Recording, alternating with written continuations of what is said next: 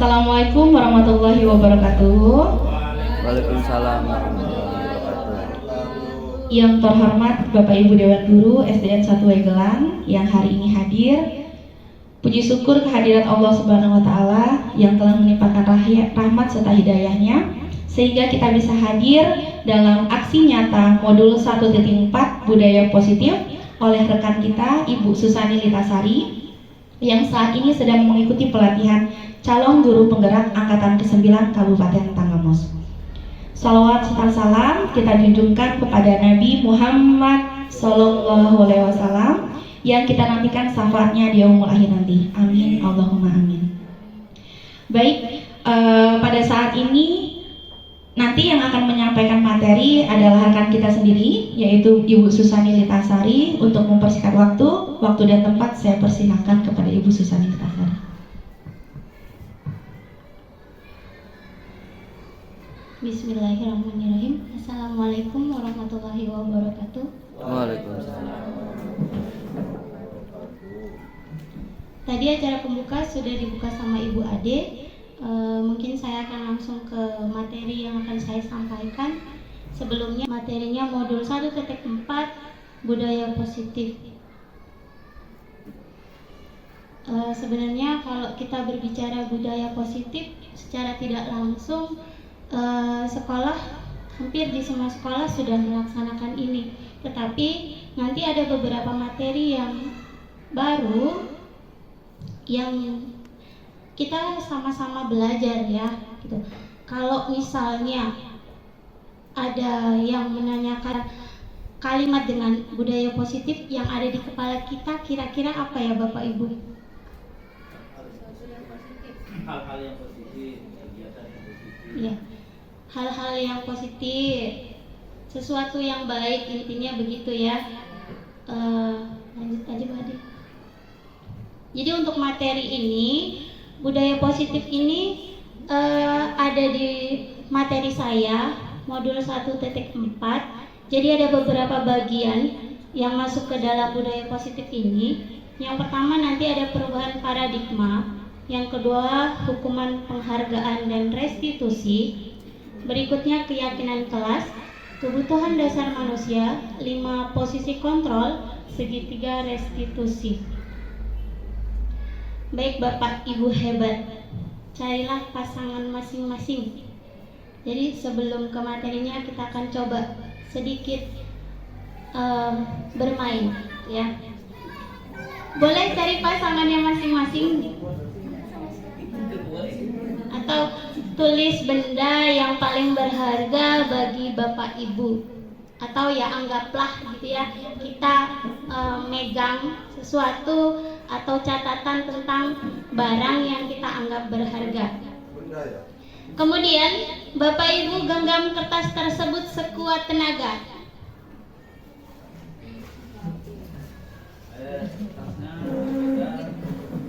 Sudah? Kalaupun kesulitan untuk mencatat, anggaplah di genggaman kita sudah ada nama barang atau sesuatu yang kita anggap berharga. Lalu tugas rekan atau pasangan Anda adalah mencoba dengan segala cara untuk membuka kepalan tangan Anda. Teman Anda B boleh membujuk, boleh menghardik, boleh mengintimidasi, memarahi, menggoda, menggelitik, bahkan menawari Anda uang agar Anda bersedia membuka kepalan tangan Anda. Ayo dicoba. Boleh. Nah, supaya teman di pasangan kita itu bagaimana caranya dia mau membuka genggaman tangannya. Boleh dengan cara merayu, mungkin dibujuk, marah mungkin, menggoda. Bu Ade, susah. Siapa yang memaksa buka? Dengan cara apa ini? Kalau Pak Marion biasanya pakai uang. Ini ada uang saya juga dong. Masih aman nih. Susah. Susah Bu? Masih Baik, aman ya? susah ya ternyata. Susah? Ya. Tidak. Kurang kuat. Ada yang tadi berhasil membuka kepalan tangan temannya. Hasil ada karena kasihan Bu. Baik. Jadi ternyata ilustrasi tadi ini berkaitan dengan teori kontrol Dr. William Glasser.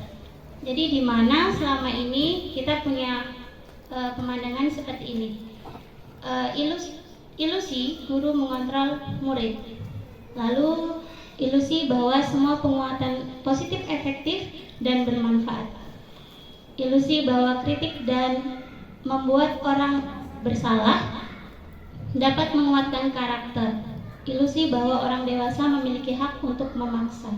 Jadi dari kegiatan tadi kita ke siswa bahwa pemikiran ini kita suka ada di diri kita sebagai guru, bahwa guru itu mengontrol murid, gitu ya.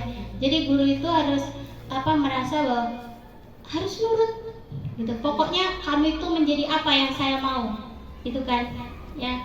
Lalu bahwa semua penguatan positif efektif dan bermanfaat. Jadi memang dengan penguatan positif nanti itu ada di penyelesaian restitusi, segitiga restitusi kita akan bahas lebih lanjut. Yang berikutnya adalah kritik dan membuat orang merasa bersalah dapat menguatkan karakter. Ini kembali ke yang penerima kritik. Ada kan yang baper, baru dikritik sebentar langsung kena banget di hati ya, gitu. Begitu juga dengan siswa kita, kadang-kadang ada yang seperti itu. Ilusi berikutnya bahwa orang dewasa memiliki hak untuk memaksa, yaitu tadi yang saya bilang, guru itu kadang di sini ya kamu harus menjadi apa yang seperti saya mau, gitu. Perubahan paradigma stimulus respon, teori kontrol atau teori pilihan. Siapa sesungguhnya yang memiliki kontrol tadi, seperti yang kita coba tadi dalam praktek menggenggam sesuatu barang atau sesuatu hal yang kita anggap penting. Jadi bagaimana seseorang bisa berubah dari paradigma stimulus respon kepada pendekatan teori kontrol. Stephen R. Covey, Principal Centers Leadership, mengatakan bahwa bila kita ingin kemajuan perlahan, sedikit-sedikit, ubahlah sikap atau perilaku Anda. Namun, bila kita ingin memperbaiki cara-cara utama kita, maka kita perlu mengubah kerangka acuan kita. Ubahlah bagaimana Anda melihat dunia, bagaimana Anda berpikir tentang manusia. Ubahlah paradigma Anda, skema pemahaman dan penjelasan aspek-aspek tertentu tentang realitas. Jadi intinya kita nanti akan ditarik ke motivasi ya untuk materi ini. Jadi seringkali bahwa kita kalau menghadapi hal yang baru itu cenderung masih memilih untuk zona nyaman. Ya gitu ya. Di sini ada disiplin positif. Anda tidak bisa mengontrol orang lain, hanya Anda yang bisa mengontrol diri Anda.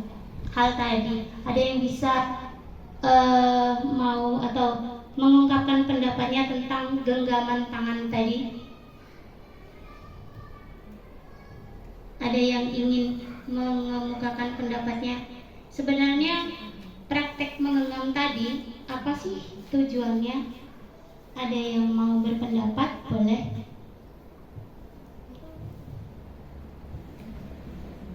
Ada? Jadi intinya tadi Bapak Ibu mau membuka atau tidak genggaman tangannya, yang memiliki kontrol artinya kita sendiri ya. Diri kita masing-masing yang punya kontrol. Mau nggak saya buka genggaman saya, tangan saya tadi? Kalau seandainya yang saya genggam adalah sesuatu yang sangat berharga, menurut kita sesuatu yang sangat prinsip buat kita, pasti kita akan menjaga, ya kan? Mau dia berbagai cara ngerayu kita, rasanya nggak lah gitu ya, kalau ngomong kasarnya nggak bakal saya buka nih gitu ya. Tapi ada juga mungkin yang kalau seandainya yang saya genggam adalah kaitannya dengan sesuatu yang bermanfaat bagi orang lain, kita mungkin akan membukanya kan gitu. Jadi di sini pengontrol dirinya adalah kita sendiri. Makanya tidak ada yang bisa mengontrol orang lain, hanya kita yang bisa mengontrol diri kita sendiri.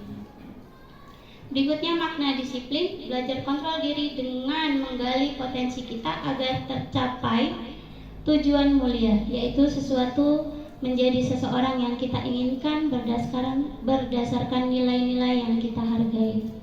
Dalam teori kontrol ini atau teori pilihan Dr. William Glasser,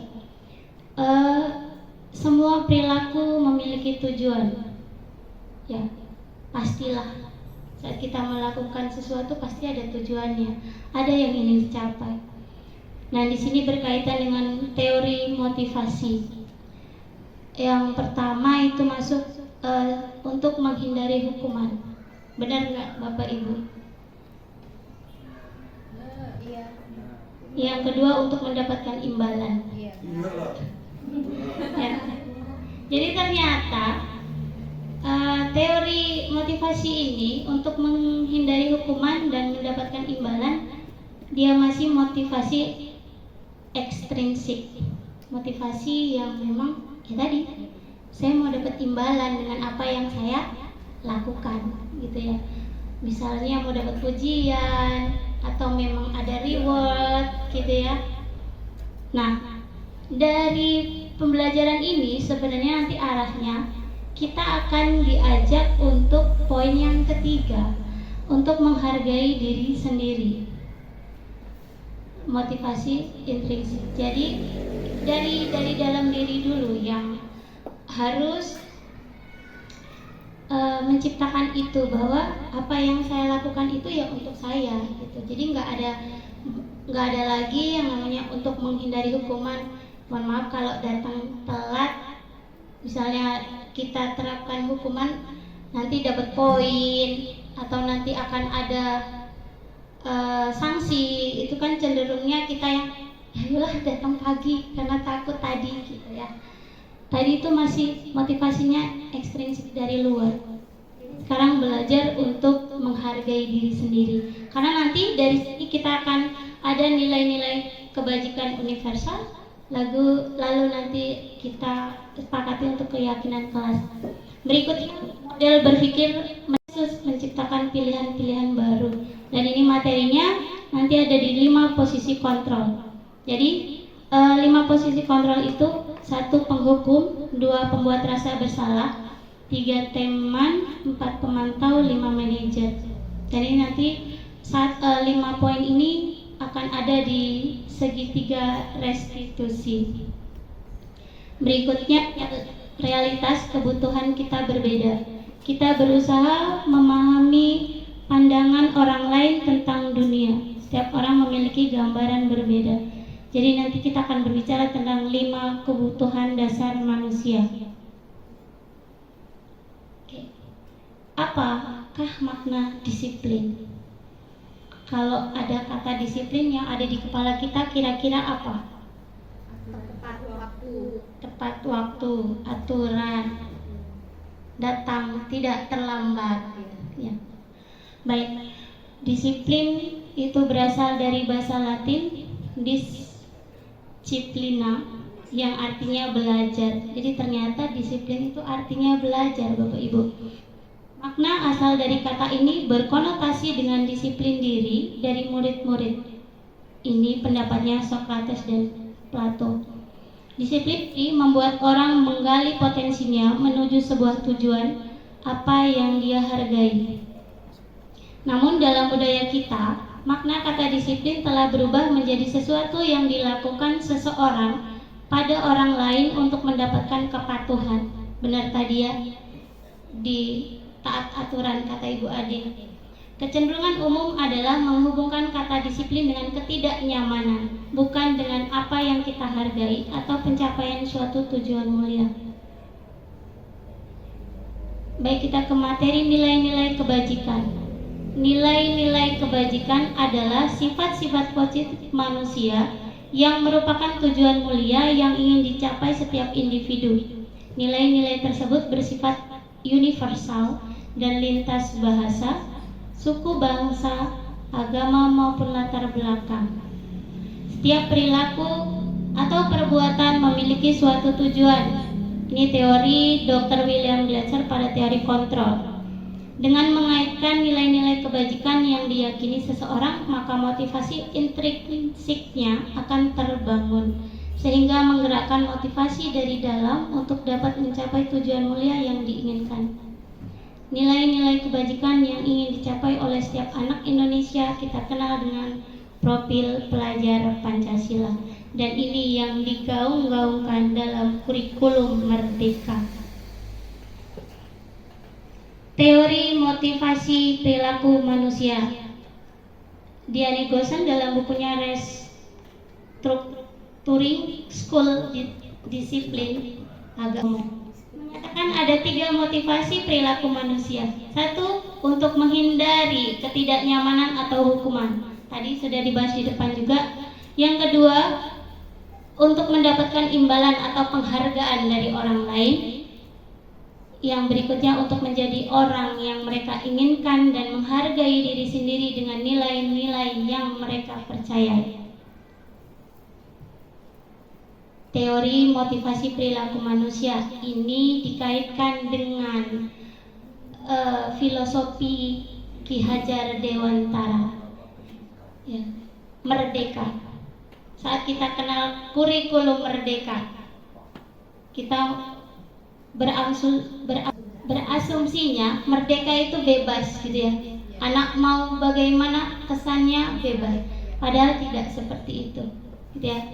Merdeka menurut Ki Hajar Dewantara adalah tidak hanya terlepas dari perintah, akan tetapi juga cakap buat memerintah diri sendiri. Jadi bukan yang tanpa kontrol, tetap ada kontrol di sana.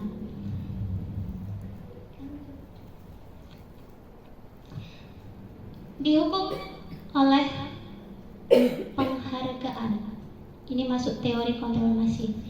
Bahwa penghargaan berlaku sama dengan hukuman, dalam arti meminta atau membujuk seseorang melakukan sesuatu untuk memenuhi suatu tujuan tertentu dari orang yang meminta atau membujuk. Ini merupakan dorongan eksternal dan akan ada faktor ketergantungan. Beberapa dampak dari pemberian penghargaan. Kira-kira kalau kita mau mengkaji ini, kita sering kan ya, nak, kalau nilainya 100 Bapak kasih beng-beng. Atau, nak, kalau nanti nilainya bagus saya beri hadiah ini. Itu merupakan penghargaan tadi. Tapi ternyata ini nggak baik gitu kalau menurut teorinya, gitu ya. Padahal mungkin menurut kita agar ada motivasi yang timbul dari anak. Tapi ternyata ini bukan cara yang tepat untuk menimbulkan motivasi dalam diri anak. Oke, bentuk program kebajikan atau apresiasi. Dalam memberikan apresiasi atau pengakuan perlu diingat bahwa 1. Beri pengakuan secara khusus. 2. Beri pengakuan secara pribadi. 3. Beri pengakuan kepada setiap murid dengan bergantian. 4. Beri pengakuan secara konsisten. Yang kelima, fokus pada proses. Bentuk program kebajikannya mungkin itu pembuka. Kalau biasanya kita pakai kata atau kalimat, kemarin saya perhatikan, saya menghargai, terima kasih untuk, ya. Sekarang mungkin kita ganti bahasanya. Rasa empatimu besar sekali, kepedulianmu, bla bla, seperti contohnya rasa tanggung jawabmu. Situasinya pada saat menolong murid baru di kelas kita. Jadi mungkin kalau kemarin bahasa kita, kemarin saya perhatikan kamu bantu temanmu. Mungkin sekarang rasa empatimu besar sekali. Jadi secara nggak langsung anak-anak itu dikenalkan dengan bentuk perasaannya. Kalau masih yang kemarin saya perhatikan itu masih terlalu umum gitu ya. Jadi anak-anak lebih spesifik bentuk apresiasinya. Hukuman versus konsekuensi. Cara apa yang Anda pakai? Baik, Bapak Ibu, ini ada hukuman atau konsekuensi. Ada beberapa contoh tindakan di sini. Kira-kira ada yang mau komentar atau memberikan jawabannya, mana yang merupakan hukuman dan mana yang masuk ke dalam konsekuensi? Ada yang mau memberikan pendapatnya atau mencoba menjawab dari apa yang ada di depan? Nomor 1 hukuman, nomor 2 hukuman, nomor 3 hukuman. Misuni, Tapi nggak jelas loh. baca. Nomor 1 hukuman. Nomor 1 hukuman, mencatat 100 kali di dalam buku kalimat saya tidak akan terlambat lagi. Karena terlambat ke sekolah, ini kasusnya anaknya terlambat gitu ya. Jadi disuruh menulis kalimat saya tidak akan terlambat lagi 100 kali. Ini merupakan hukuman. Yang nomor 2 hukuman. Hari mengelilingi lapangan basket 2 kali karena terlambat hadir di sekolah. Konsekuensi. Ada yang hukuman? Hukuman. Baik. Murid diminta 15 kali karena tidak menggunakan masker ke sekolah. Hukuman atau konsekuensi? Konsekuensi. Apa sih itu? Konsekuensi kata Mbak Rensi. Hukuman. Ada yang hukuman. Baik, lanjut. Mengganti kertas tugas teman yang telah dicoret-coret. Konsekuensi. Membersihkan tumpahan air di meja tulis karena tersenggol pada saat belajar. Konsekuensi. Murid disuruh untuk tidak mengenakan sepatu seharian di sekolah karena tidak mengenakan sepatu hitam. Hukuman. Lari mengelilingi lapangan basket 2 kali karena terlambat 10 menit untuk pelajaran PJOK. Hukuman. Kita lihat Bu Ade jawabannya. Jeng. Oh, konsekuensi. Ya. Ya, sebagian ada yang benar-benar. Ya, ada. Jadi itu yang menulis tadi saya tidak akan terlambat lagi, itu ternyata hukuman. Lari mengelilingi lapangan basket 2 kali karena terlambat, juga hukuman. Diminta untuk push up 15 kali juga merupakan hukuman. Mengganti kertas tadi betul kata Pak Ijal, konsekuensi. Sepakat tadi Bu Ade ya, yang ini konsekuensi. Membersihkan tumpahan air di meja, konsekuensi. Murid disuruh untuk tidak mengenakan sepatu seharian di sekolah, itu hukuman. Lari mengelilingi lapangan basket 2 kali karena terlambat 10 menit untuk pelajaran PJOK, konsekuensi. Perbedaan hukuman konsekuensi. Jadi Bapak Ibu, ini di sini ditampilkan perbedaannya. Jadi kemana sih yang hukuman dan yang bagaimana yang konsekuensi? Kalau hukuman, sesuatu yang menyakitkan harus terjadi, gitu ya. Sedangkan konsekuensi, sesuatu harus terjadi. Membuat anak sakit secara fisik maupun hati untuk jangka waktu lama. Konsekuensi, membuat anak merasa tidak nyaman dalam jangka waktu pendek. Anak membenci kedisiplinan. Konsekuensi, anak menghargai disiplin. Jadi dari tabel yang ada di depan, kira-kira kita bisa simpulkan apa sih yang membedakan hukuman dan konsekuensi? Ada yang mau menanggapi atau memberikan tanggapannya? Saya. Boleh. Menurut saya hukuman itu suatu kesepakatan yang dilanggar. Kalau konsekuensi itu sesuatu yang terjadi di saat melakukan kesalahan. Mungkin itu aja perbedaannya. Terima kasih. Jadi kalau hukuman sudah ada kesepakatan gitu ya Yang Pak dilanggar. Ijal, yang dilanggar. Kalau konsekuensi Suatu yang melakukan pelanggaran di saat itu atau aktivitas yang terjadi secara tidak Secara langsung tidak ya langsung. dia melakukan itu gitu ya. Kesalahannya tidak dibuat kesepakatan, artinya begitu ya. Kalau hukuman lebih ke disepakati. Kalau konsekuensi secara tidak sengaja, bahasanya gitu ya. Oke. Baik, sekarang ke restitusi. Ada yang sebelumnya pernah dengar restitusi? Pernah ya Pak, karena kebetulan juga ada yang namanya resti.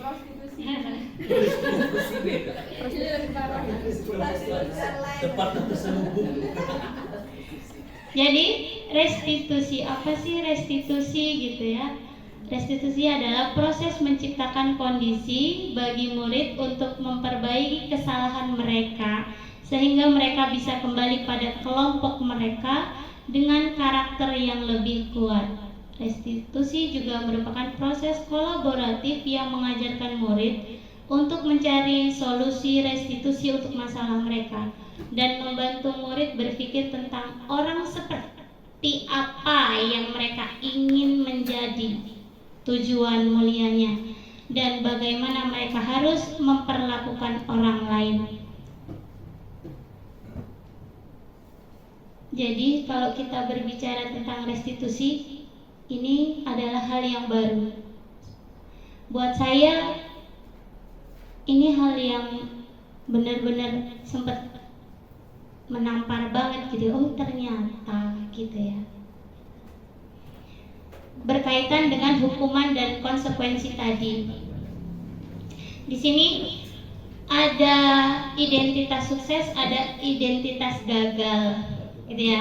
Tadi kita sudah bahas hukuman dan konsekuensi, lalu perbedaannya apa, dan ternyata, gitu ya, di materi saya di modul 1.4 itu kami harus belajar mengenai restitusi.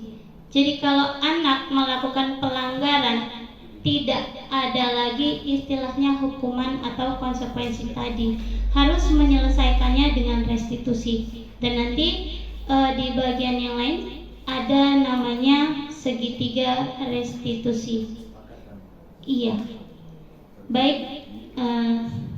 Ya, kalau hukuman itu kan cenderungnya tadi ya mempunyai efek panjang, efeknya lama, karena biasanya kita akan langsung menghakimi si anak yang melakukan kesalahan. Tetapi untuk materi restitusi tidak begitu lagi. Jadi kalau hukuman sesuatu yang menyakitkan harus terjadi, konsekuensi sesuatu harus terjadi. Kalau restitusinya merupakan pilihan. Tidak nyaman untuk murid atau anak untuk jangka waktu panjang, konsekuensinya tidak nyaman untuk murid anak untuk jangka waktu pendek. Restitusinya menguatkan untuk murid atau anak dalam jangka waktu panjang. Jadi kita kembalikan membuat siswa untuk menyadari kesalahan apa yang telah mereka lakukan. Korban mendapatkan keadilan dalam tanda kutip kalau hukuman. Konsekuensi korban bisa diabaikan. Restitusi korban mendapat ganti. Gitu. Murid atau anak akan tersakiti di hukuman. Konsekuensi murid atau anak dibuat tidak nyaman. Restitusinya murid anak mendapatkan penguatan. Perilaku pasif agresif meningkat. Konsekuensi penguatan hanya bertahan dalam jangka waktu pendek. Restitusinya masalah terpecahkan. Jadi ini adalah identitas gagal, hukuman konsekuensi itu netral. Identitas sukses kalau sudah bisa menjalankan restitusi. Baik, keyakinan kelas. Kira-kira beda atau sama keyakinan kelas dengan kesepakatan kelas? Beda. Beda. Ya. Keyakinan kelas bersifat lebih abstrak daripada peraturan yang lebih rinci dan konkret. Lalu kalau keyakinan kelas berupa pernyataan-pernyataan universal. Pernyataan keyakinan kelas senantiasa dibuat dalam bentuk positif. Pernyataan keyakinan kelas senantiasa dibuat dalam bentuk positif. Lalu berikutnya, keyakinan kelas hendaknya tidak terlalu banyak sehingga mudah diingat dan dipahami oleh semua warga kelas. Keyakinan kelas sebaiknya sesuatu yang dapat diterapkan di lingkungan tersebut. Semua warga kelas hendaknya ikut berkontribusi dalam pembuatan keyakinan kelas lewat kegiatan curah pendapat. Yang terakhir, bersedia meninjau kembali keyakinan kelas dari waktu ke waktu. Jadi, tahun ajaran baru itu harusnya memang kita semua membuat keyakinan kelas ternyata. Dan keyakinan kelasnya itu bukan kita yang menentukan, tetapi kita coba untuk menyaring atau meminta pendapat dari anak-anak kita. Kalau selama ini kan kita yang buat ya, langsung guru kelasnya buat, tidak boleh begini, tidak boleh begitu, harus begini dan begitu. Oke. Keyakinan kelas. Jadi ini perbedaan keyakinan kelas, peraturan kelas. Kelihatan nggak yang belah sana itu bacaannya? Kecil banget ya. Nggak iya. Sama aja. Baik. Jadi kalau biasanya kita suka buat kesepakatan kelas gitu dengan tidak harus datang tepat waktu, tidak membuang sampah sembarangan. Mungkin kalimatnya yang kita ganti dengan kata nilai-nilai universal tadi. Mungkin kalau tidak boleh terlambat, katanya bisa diganti dengan apa yang lebih positif gitu kalimatnya. Iya, datang tepat waktu. Dan usahakan kalau membuat keyakinan kelas itu hilangkan kata tidak membuang sampah sembarangan.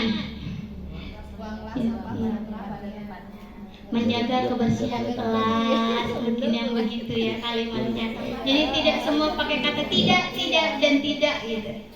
Kan kalau kita minta pendapat anak itu sukanya gitu.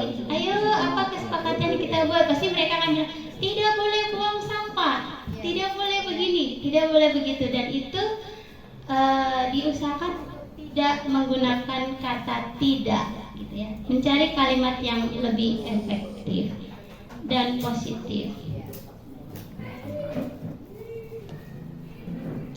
Oke, ini peraturan keyakinan kelas. Perbedaannya, peraturan selalu dikembalikan buku ke tempatnya. Keyakinan kelasnya ini berhubungan dengan tanggung jawab. Dilarang mengganggu orang lain. Keyakinan kelasnya menghormati orang lain. Hadir di sekolah 15 menit sebelum pembelajaran dimulai, atau tadi yang seperti kita ini tidak boleh datang terlambat tadi gitu ya. Keyakinan kelasnya berbunyinya menghormati orang lain dan berkomitmen. Dilarang melakukan kekerasan, keselamatan, menghormati orang lain. Dilarang menggunakan narkoba. Keyakinan kelasnya kesehatan. Bergantian atau menunggu giliran, menghormati orang lain, bersabar, budayakan antri, ya. Gunakan masker, kesehatan, keselamatan. Jangan berlari di kelas atau koridor. Keyakinan kelasnya keselamatan, keamanan. Lanjut ke materi berikutnya, kebutuhan dasar manusia. Jadi kebutuhan dasar manusia itu ada 5. Yang pertama, bertahan hidup. Berikutnya, kasih sayang dan rasa diterima. Kebebasan, kesenangan, penguasaan. Benar ya? Bertahan hidup, semua bertahan hidup. Siapa ini? Kasih sayang dan rasa terima, iyalah pasti butuh kasih sayang dan rasa diterima, gitu ya. Kebebasan dalam artian di sini kalau berbicara siswa, mereka diberi kebebasan untuk melakukan pembelajaran sesuai dengan minat dan bakat untuk kurikulum merdeka, gitu ya. Itu kan kita ketahui bersama bahwa kurikulum merdeka itu bukan bebas tanpa kontrol, tapi bebas dengan kontrol. Lanjut ke 5 posisi kontrol. Bapak Ibu, jika kita lihat tampilan di layar, kira-kira kita ada di posisi mana? Gak kelihatan?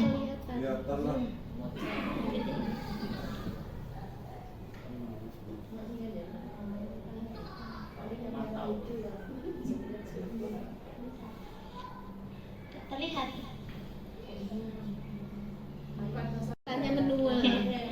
Baik, tadi motivasi kita berkaitan dengan identitas gagal, identitas berhasil atau sukses, lalu kontrol, ya. Jadi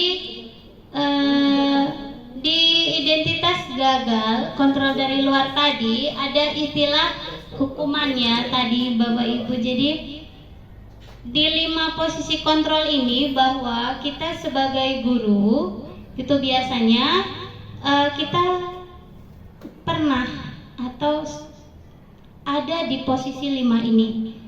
Yang pertama adalah penghukum.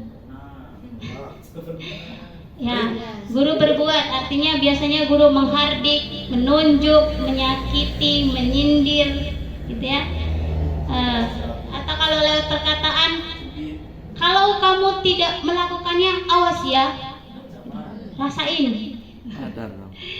Hasilnya membentak, menyalahkan orang lain. Kaitannya dengan dunia berkualitas adalah murid meletakkan guru di luar dunia berkualitas. Murid berkata, biarin aja, nanti juga marah-marah lagi. Jadi kalau kita suka marah-marah, ternyata di dalam mungkin nggak diucapkan di anak murid itu, bapak itu biasa marah-marah, nanti juga marah lagi, gitu ya. Dampak pada muridnya mengulangi kesalahan. Oke. Pembuat rasa bersalah. Kalau saya lebih sering melakukan yang di sini, Bapak Ibu. Berceramah dan mengatakan seharusnya bla bla bla bla, gitu ya. Ibu kecewa. Kamu seharusnya, kamu sudah tahu. Ibu lelah sekali mengatakannya. Ibu stres, gitu. Jadi biasanya lebih ke kali membuat anak itu merasa bersalah. Kalau yang menghukum kayaknya ya mungkin biasanya nih karakternya bapak-bapak yang biasanya langsung naik darah kalau ngadepin Ibu-ibu siswanya. juga ada, Bu. Iya, Ibu-ibu juga. betul. Jadi gitu ya. Jadi untuk pembuat bersalah seperti itu. Yang berikutnya dikatakan identitas berhasil atau sukses ternyata mengharapkan imbalan atau ketergantungan pada orang lain. Ini ada 2, sebagai teman dan sebagai pemantau. Biasanya kalau teman ini membuatkan alasan-alasan untuk muridnya. Lalu ayolah lakukan demi ibu, gitu, kita suka gitu. Ayolah nak, gitu ya. Iya. Kita kalimat yang suka diucapkan begitu. Contohnya kurang lebih, masa kamu nggak mau, gitu ya. Iya, ayu ya tadi karena posisinya kita berusaha jadi teman, gitu ya. Agung. Lalu ketergantungan, murid meletakkan guru sebagai orang yang sangat penting di dunia berkualitas. Saya pikir bapak ibu teman saya ternyata begitu lemah, tidak mandiri, tergantung. untuk memantau, menghilang dan mengukur. Apa peraturannya? Kita lebih ke mengingatkan, menyesuaikan diri bila diawasi. Beberapa banyak bintang yang saya harus peroleh, berapa halaman yang harus saya tulis, gitu ya. Ini ke anak yang biasanya mengajukan gitu, kita hanya jadi pemantau saja. Tapi kalau ngajar kelas 1 tuh agak repot ya kalau ngadepin ini, karena semua diomongin, semua dibilang, gitu ya.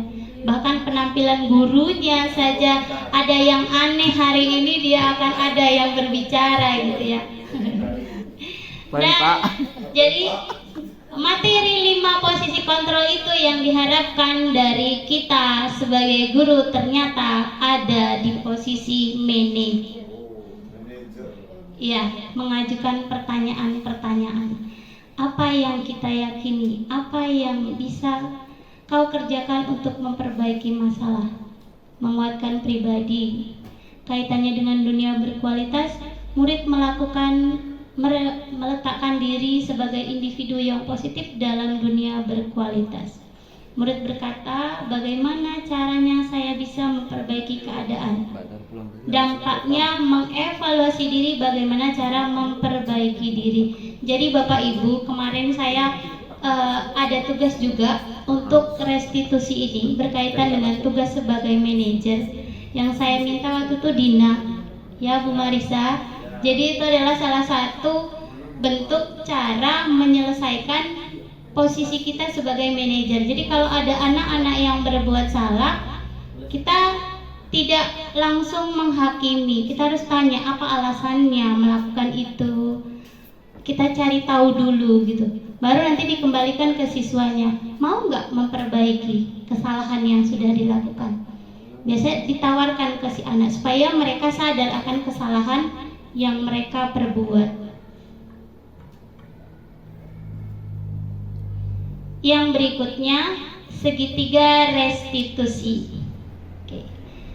Ini segitiga restitusinya. Jadi ada 3 langkah dalam penyelesaian masalah segitiga restitusi. Yang pertama, menstabilkan identitas. Kedua, validasi kebutuhan. Yang ketiga, menanyakan keyakinan. Yang pertama tadi, menstabilkan identitas. Untuk membuat anak yang merasa gagal karena berbuat salah menjadi positif terhadap dirinya.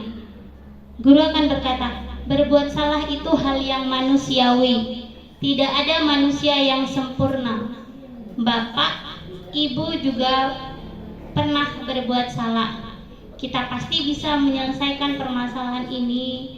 Bapak Ibu tidak tertarik untuk mencari tahu siapa yang benar, siapa yang salah. Bapak Ibu lebih tertarik untuk menyelesaikan masalah.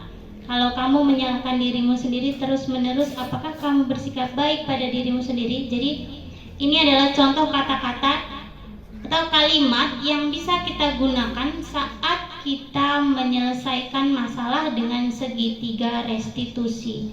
Dan ini bagian dari yang namanya menstabilkan identitas. Yang kedua, dari segitiga restitusi, validasi tindakan. Jadi setelah kita menanyakan tadi alasannya, atau kita kasih, oh kamu bukan satu-satunya yang pernah melakukan kesalahan gitu kan. Jadi dia nggak merasa saya dihakimi. Oh ternyata guru saya juga pernah salah loh gitu ya. Tindakannya membantu murid mengenali basic need atau kebutuhan dasar yang ingin dipenuhi ketika melakukan kesalahan itu. Pada dasarnya setiap tindakan manusia tujuannya adalah memenuhi kebutuhan dasar. Apakah itu penguasaan, kebebasan, kasih sayang dan rasa diterima, kesenangan atau bertahan hidup. Jadi kalau kasusnya Agung, kira-kira ini ada di poin mana kemarin? Bertahan hidup. Bertahan hidup. Ya. Jadi anak itu melakukan kesalahan tadi. Setiap orang melakukan sesuatu itu ada tujuannya. Jadi kalau dia nakal di kelas, kira-kira dia mau memenuhi kebutuhan dasar manusianya yang apa? Apa dia memang di rumah kurang kasih sayang, cari perhatian di sekolah gitu kan, supaya diperhatikan gurunya. Iya, ini bisa dilakukan dengan kalimat-kalimat bahwa kamu bisa saja akan melakukan hal yang lebih buruk, tapi kamu tidak melakukannya kan? Kamu pasti punya alasan mengapa melakukannya. Tadi menggali kenapa dia sampai melakukan kesalahannya tersebut. Lalu, apakah kamu bisa melakukan dengan lebih baik besok lagi? Kita tawarkan bahwa kalau hari ini kamu melakukan yang dianggap salah, besok bisa nggak ngelakuin lagi dan lebih bagus lagi. Ini masuk ke validasi tindakan. Dan yang terakhir adalah menanyakan keyakinan. Jadi seperti tadi di awal, untuk menyelesaikan permasalahan kita menggunakan segitiga restitusi, ini di awal kita sudah membuat keyakinan kelas tadi. Jadi kalau sampai ada anak yang melakukan, kita tinggal setelah mengurutkan langkah 1, langkah 2, dan ini langkah ketiga, kita akan nanyakan ke anak, apa sih kesalahan kamu di poin ini, atau ada keyakinan kelas apa yang kamu langgar gitu. Jadi menyadarkan anak bahwa oh iya ya, ternyata saya sudah melakukan pelanggaran keyakinan kelas yang sudah dibuat tadi gitu. Dan di sini gurunya bisa menggunakan kata-kata apa nilai yang kita percaya di kelas, kalau kaitannya dengan kesepakatan kelas, atau nilai-nilai universal apa yang kita sepakati, atau apa yang kamu rasakan ketika kamu melakukan itu, kamu menjadi orang yang seperti apa. Jadi menyadarkan untuk dia kembali ke jalan yang benar, kalau bahasa enaknya gitu ya. Sama, bukan masalah sesat tidak sesatnya gitu. Dia menyadarkan dia bahwa oh saya salah saya di sini. Saya melanggar poin keyakinan kelas saya ini. Gitu. Lebih ke sana gitu kan arahnya.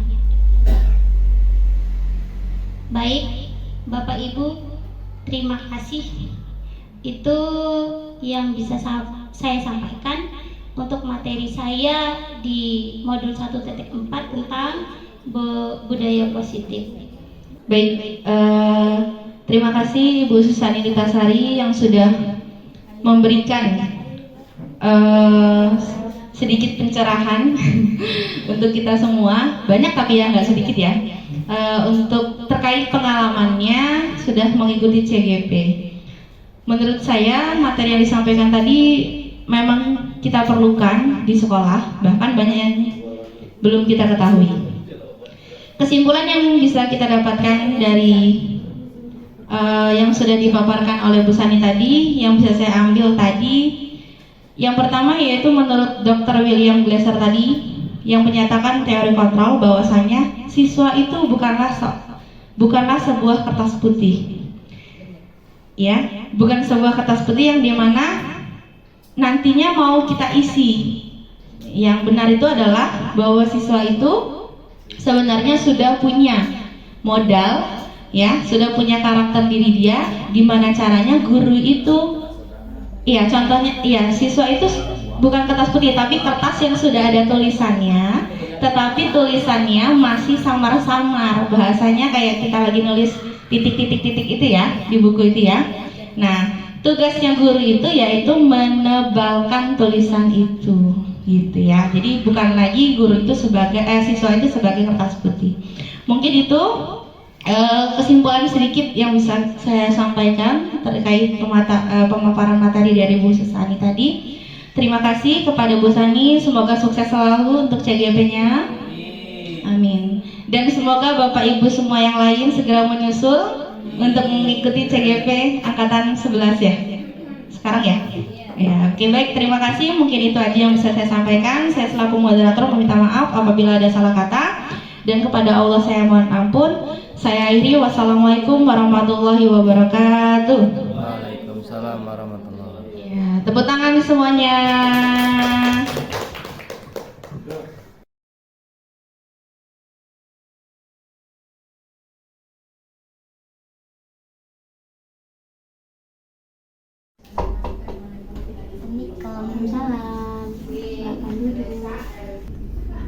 Dina. Baik, Bu.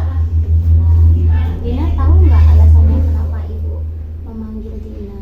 Tahu, Bu, karena Dina tidak membawa bahan praktek untuk pembuatan patung hari ini.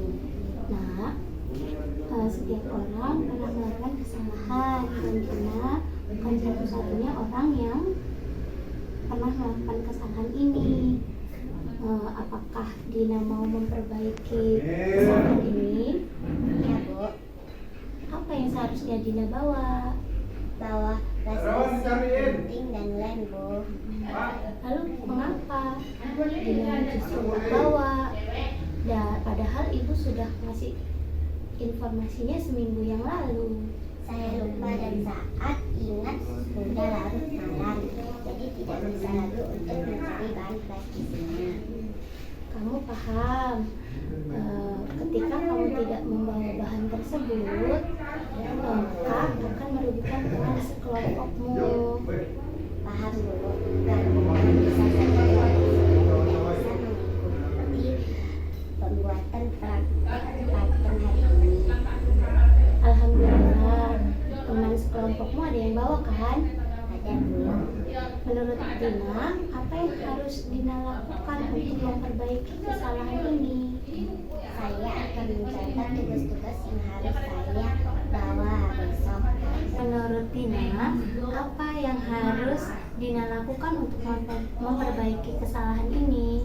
Saya akan mencatat tugas-tugas yang harus saya bawa dan mengerjakan, dan meminta bantuan dari teman-teman saya yang lain. Dan lalu saya berupaya menyiapkan perlengkapan sekolah, termasuk tugas-tugas. Baiklah, semoga ini menjadi pelajaran buat Dina untuk kedepannya lebih baik lagi dan tidak terulang kembali ya. Iya, Bu, insya Allah. Baiklah, sekarang Dina boleh kembali ke kelas. Baik, Bu. Terima kasih atas perhatiannya. Assalamualaikum. Waalaikumsalam.